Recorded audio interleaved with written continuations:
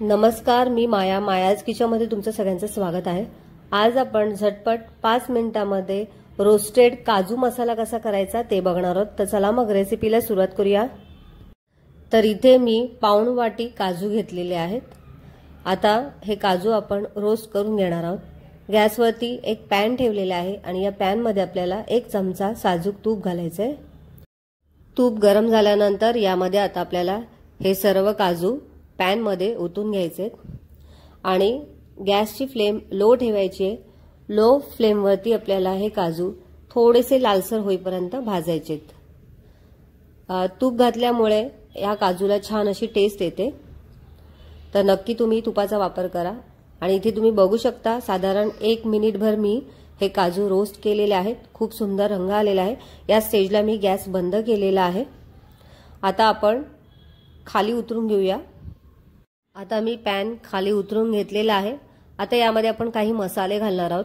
सुरुवातीला इथे मी अर्धा चमचा लाल तिखट घालत आहे। आता तिखट तुम्ही तुमच्या आवडीनुसार घालू शकता।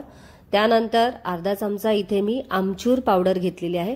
या जागी तुम्ही चाट मसाला सुद्धा घालू शकता। त्याचबरोबर मी इथे पाव चमचा काळी मिरी घातलेली आहे आणि चवीनुसार मीठ घालायचे। तुम्हाला हवे असेल तर अजून इतर मसाले सुद्धा तुम्ही घालू शकता, पण मी हे उपवासासाठी करत आहे त्यामुळे मी यात जास्त वेगळे मसाले घातलेले नाहीये। तर आता आपण हे छान असे मिक्स करून घेऊया।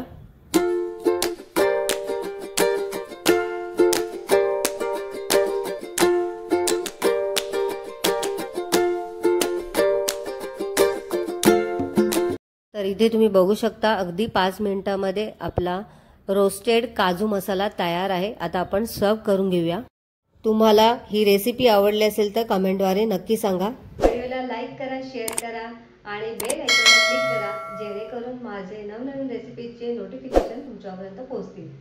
रेसिपीविषयी तुम्हाला काही प्रश्न असतील तर डिस्क्रिप्शनमध्ये टेलिग्रामची लिंक दिली आहे, जॉईन करा।